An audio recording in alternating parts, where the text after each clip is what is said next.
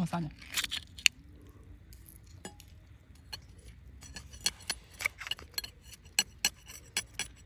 chơi phần ăn mua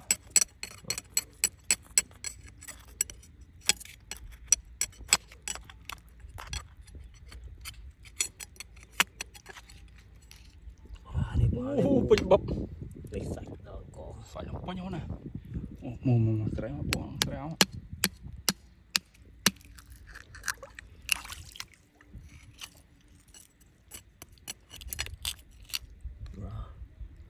thọt thôi thọt đó phảiเป็นchiết trong chứ là một khương chứ wow mò con này là có thọt thôi bịch bập bị bấy mò thì thọt hả này thôm anh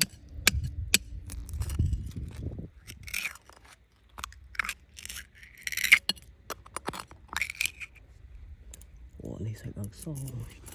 yeah.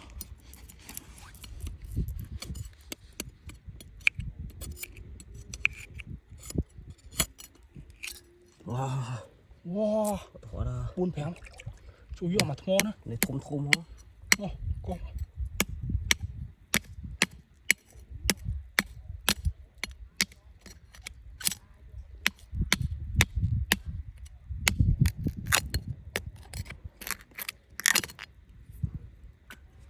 một đáy à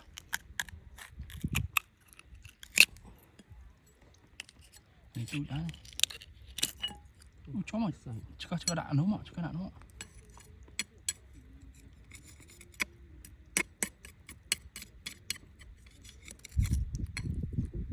ui sò thọt ra sò nó đạn coi cái nữa không nào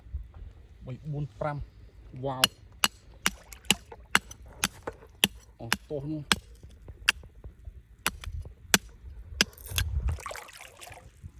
các bạn thôm này một liếc xã trời ơi thôm lên tên nó bình lên nha